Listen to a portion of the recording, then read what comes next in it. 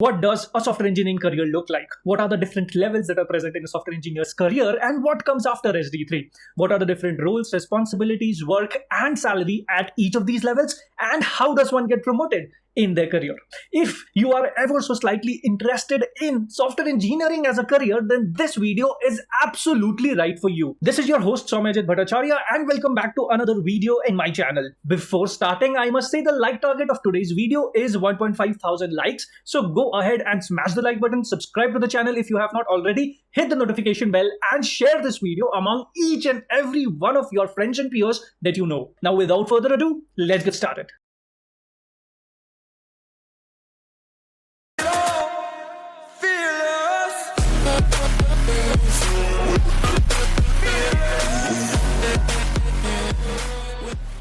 Before starting, I have a very special message from Cryo. Cryo is one of the leading edtech platforms in the country which focuses on project-based learning rather than video-based learning. They have two amazing software development tracks. One is backend development track, the other one is full stack development track. Both of these tracks have amazing industry-grade projects which you will be building hands-on, and you can add them in your resume as well. Not only this, you will get support from industry-leading mentors, teaching assistants, as well as you will also get exposure to a lot of amazing latest technologies including AWS, React, Java, Spring Boot, Mockito, and much more to get a glimpse of how projects are made in the industry. You can get a 10% discount using the code Soumyajit. I have given the link in the description below. So go there and definitely check out the courses. You can even avail a free week completely to see if it is for you. And then definitely use the code Soumyajit to get a 10% off. Software engineering, just like any other profession, has multiple different levels in it. As and when you progress through these levels, your salary changes by quite a lot, as well as the work that is expected out of you, the roles and responsibilities also shift by a huge margin. Obviously, as you move from one company to another company, the name of the levels might be different, the years of experience that is required to be at one particular level might be different, as well as the number of levels might be different. But in general, the essence remains the same. Typically speaking, these are the levels that are present in most of the tech companies. As soon as you join any company as a college hire, as a fresher, you start from SDE1. Slowly and steadily, you progress to becoming an SDE2. Then you get promoted to an SDE3, which is also known as a senior software engineer. After SDE3 comes staff software engineer, which is followed by principal software engineer, and ultimately you can become a distinguished engineer. Now the question might arise, like how many people actually end up becoming a principal software engineer or a distinguished software engineer? To answer your question, it really depends from one company to another company. For example, it's relatively easier to become a principal software engineer in Oracle. However, it's relatively difficult to become principal software engineer in Amazon. To be honest, the principal software engineer that I have worked with in my previous team had 46 patents to his name and 80 more in process. So yes, it is definitely not everyone's cup of tea. Generally speaking, if you see, staff software engineer is normally the terminal level of a software engineering career at big tech companies. Now let's dive a bit deeper into all of these levels and try to understand how the salary changes, how the core work expectations, responsibilities, as well as your day-to-day activities change as you progress through these levels one after the other. We will start from SDE1. As soon as you graduate and enter the workforce, you start at the level of SDE1, also known as Software Development Engineer 1.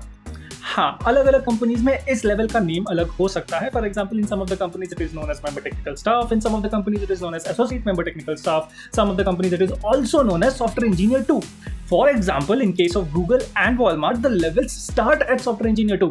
But इसका मतलब ये नहीं है कि expectation from a fresher is that of an SDE2. नहीं, the expectation is still same as that of an SDE1. So that हम लोग अपनी mental sanity maintain कर सके इस पूरी वीडियो में, we will only stick to the standard definition of the roles. Hence, we start with SDE1. The years of experience generally required to crack the role of SDE1 is greater than equals to 0 years of experience. This role is also geared towards freshers apart from industry hires with 1 to 2 years of experience. Typically speaking, if you are working in a company at the role of SDE1, then you should expect to get promoted to the next level in around 20 months of experience in that particular company. Obviously speaking, the promotion does not happen on the basis of how much time you have spent in one particular role, but mostly happens on the basis of your own performance. Hence, if you are spending more time in a role but you are not performing up to the expectations, then more likely you will not get promoted just because you have spent X number of months in that particular role. Generally speaking, as an SDE1, most of your work will revolve around coding.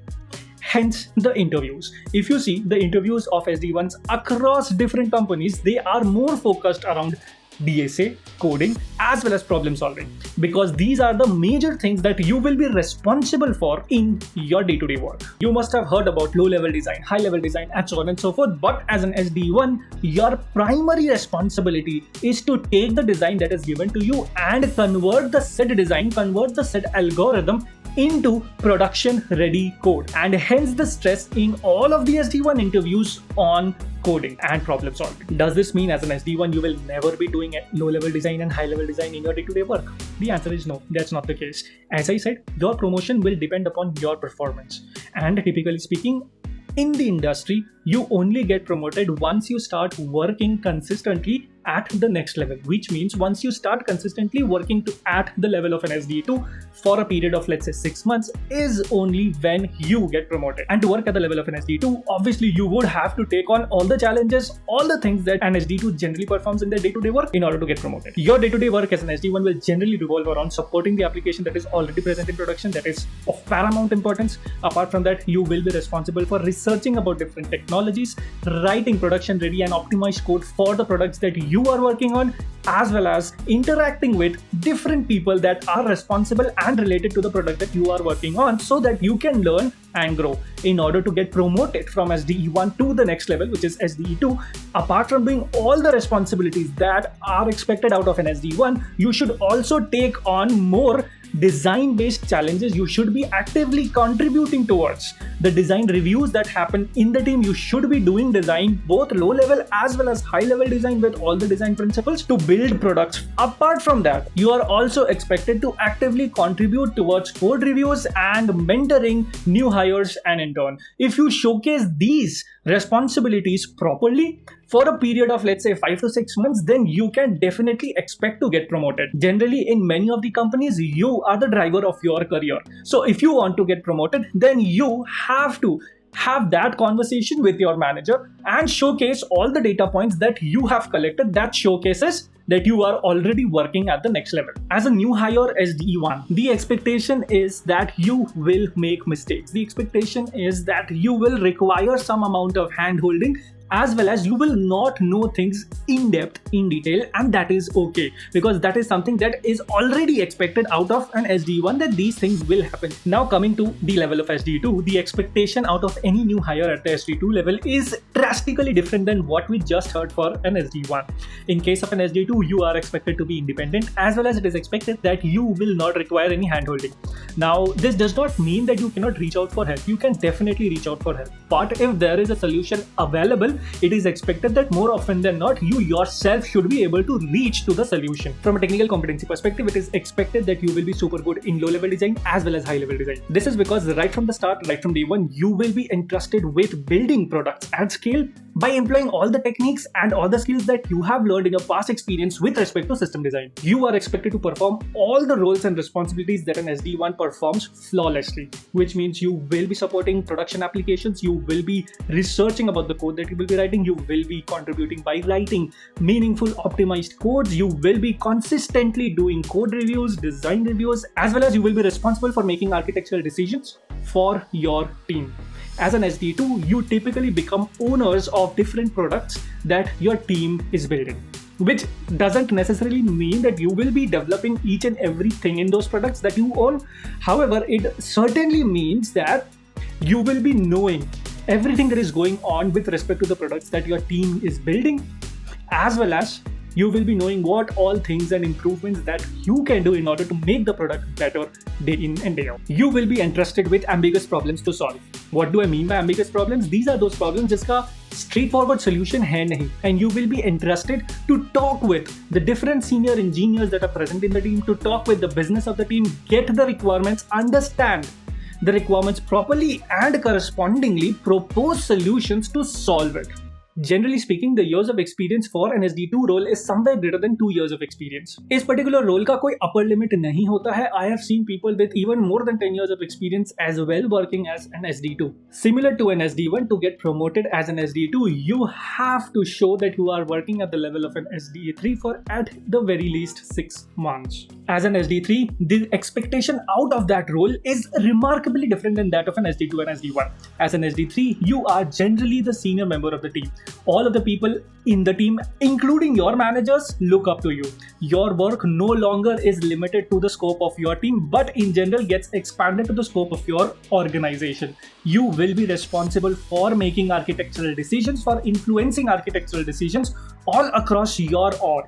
Your scope of the level increases drastically. Once you start taking up those challenges, which are not only just impacting your team, but also your org as an SD2, you tend to get promoted to an SD3. Generally speaking, as an SD3, the years of experience required to start at this particular role is somewhere around 6 years of experience, and there is no upper limit to the age cap. I have definitely seen people with 15 and 20 years of experience as well working as an SD3, and it is perfectly normal. As an SD3, you will be always given the most ambiguous problems to solve and deal with. As an SD1 and SD2, typically you are given some form of business requirement document on the basis of which you create your solutions. However, as an SD3, you will be involved in problems which you have never seen before. You will be involved in problems where the problem space in itself is not defined properly, and you will be responsible for defining the problem space, creating a meaningful problem out of all the information that is presented to you, and come up with a solution. You definitely will be regarded as a technology leader, not only in your team, but also your organization.